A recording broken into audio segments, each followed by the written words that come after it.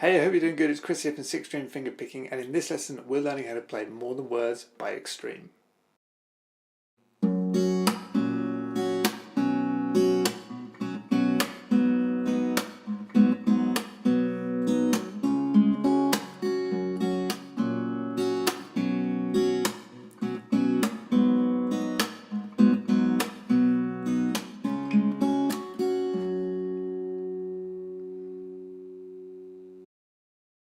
Okay, so this song is number 35 on my top 60 fingerpicking songs to learn of all time list.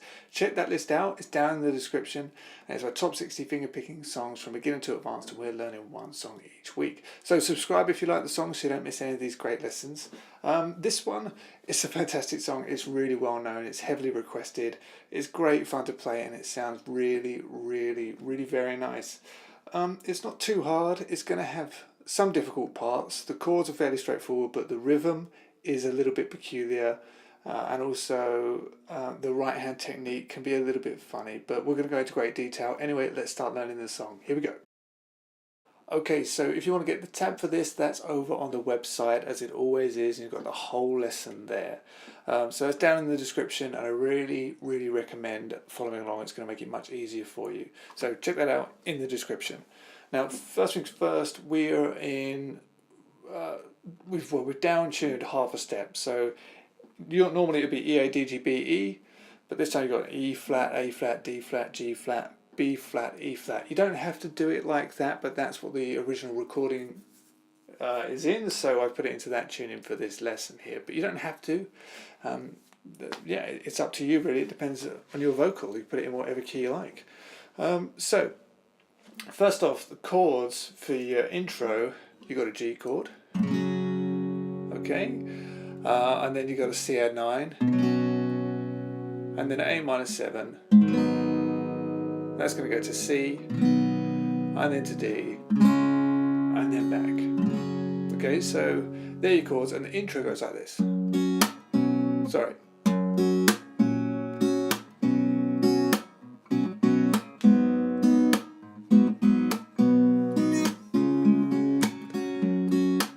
Okay, so that's your introduction there. There's a lot going on in the right hand that we need to learn about, and as I said, the rhythm is a little bit tricky. So you want to get this part of the song down really securely before venturing into the verse and the chorus and the rest of the song. So anyway, that's what you got to do. So the first thing I want to speak about is this right hand technique, and I'll get a close-up of what's going on because it's going to make it much easier for you. If you can really get a close-up of my right hand. But I'm going to show you how he does it. Most people play it like this, which feels really weird to me now because I've been practicing it the way that Nuno does it. But your thumb's going to play the bass notes, and then using your first finger you're going to strum upwards. Now, you don't have to do this. You're going to strum upwards on the E, B and G strings. You're going to do that. Sometimes you're going to do that, and sometimes you're going to pick as you sort of would traditionally with your first, second and third finger on those strings. So it's a real mix of those two different techniques. So what I'll do is I'll get a close-up of the right hand and I'll really show you what's going on there. Alright, so as I was saying, the thumb's always going to be playing down, and then the tricky part is, sometimes you're going to strum up using your first finger on the E, B and G, and sometimes you're going to use your first, second and third finger to play the G, B and E together like this. Okay, so I'll just play it through for you and just really watch my right hand. I'll play it slowly.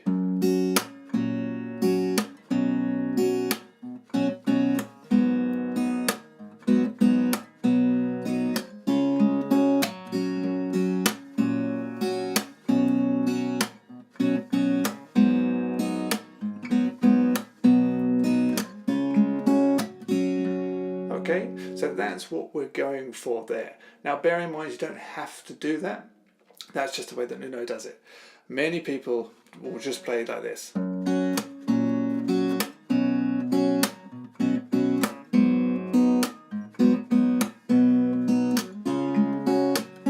just finger picking that entire time instead of doing that small strum.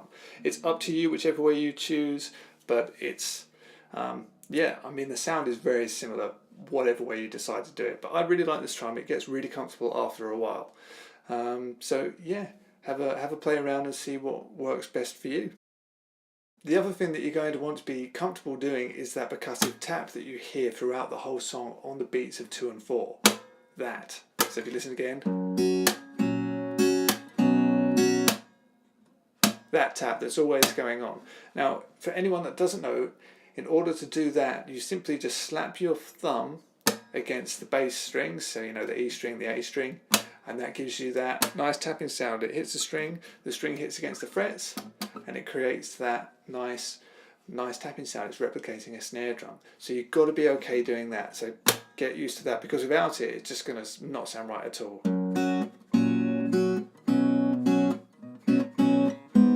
You've got to get. Sorry.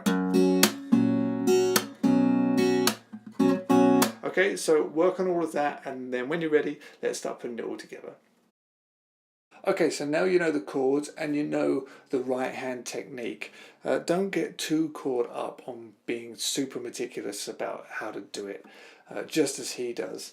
You know, everybody plays this slightly differently, so as I say, really, it doesn't matter too much if you come up with your own way. Just as long as you're kind of playing the right notes and the rhythm's correct and you got the tune there, then you are really good to go. So anyway, holding down a G chord, play the bass note, so the E string, and then you're going to get the G, B and E. I do the strum, but you can do it like that if you want. So 1 and then you got the tap. Okay? So after you've got the tap, remember the tap, just slap the thumb down against the bass notes. And then play the A, G and B together. So the same chord, but you're playing A, G and B together. Then you've got another strum up on the E, B and G string, so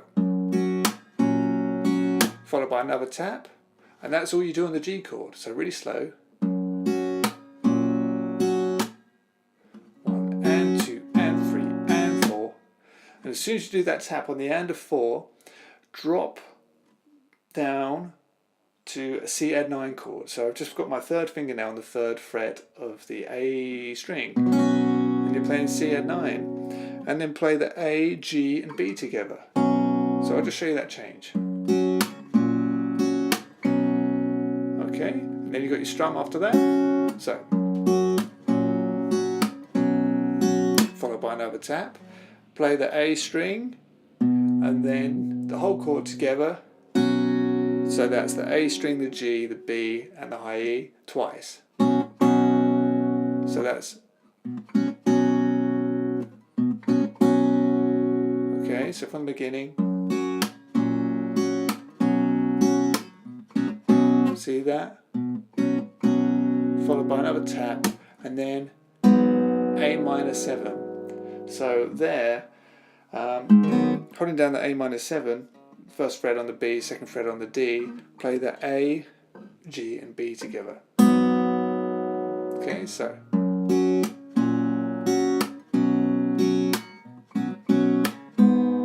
Another up strum, okay, and then followed by a tap, of course, and then open A, and then the whole chord together.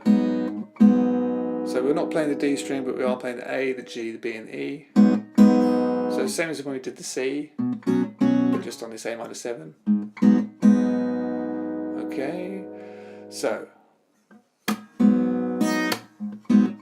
tap to a C chord, so you just put your 3rd finger down, A, G, and B again. Another strum up, followed by a tap. Okay, so let me play through all of that nice and slow for you.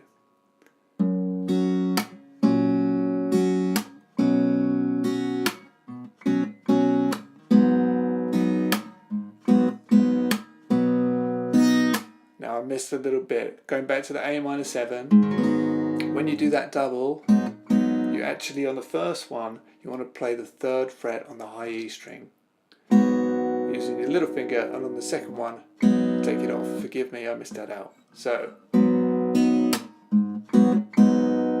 okay, so it just goes on for the first, and then take it off, then you got your tap, and then to the C, play those together, strum up, tap, and then a D chord, the Okay, now holding down that D chord, I play the D string, the B string, and the high E string together.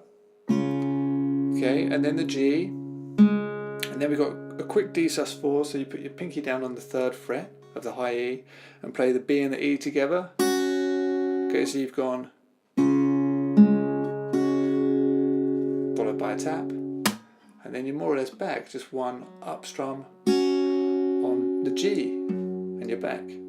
So that last one, that last up strum is on a G chord, so take your other fingers off and just leave your 3rd and your 4th on and do a little strum up there, and then you're right back to the beginning. So let me just show you from the D. And you're back. So here it comes once more, the whole thing.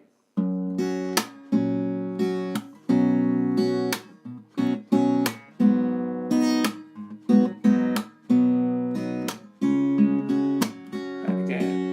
You just go around again. So take it really slow, work on that, watch it as many times as you need to, and really practice this very hard. And when you're ready to, let's move on to the next part. So going right through the verse. Now, if you want to get that lesson, it's over on the website.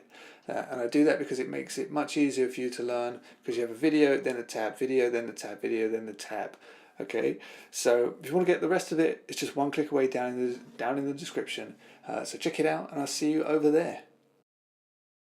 Okay, so that's it for today's lesson. I really hope that you've enjoyed. If you did, please don't forget to like, share with your friends, and subscribe. And head over to 6stringfingerpicking.com for loads more fingerstyle and songwriting lessons. I'll see you over there. Cheers. Bye-bye.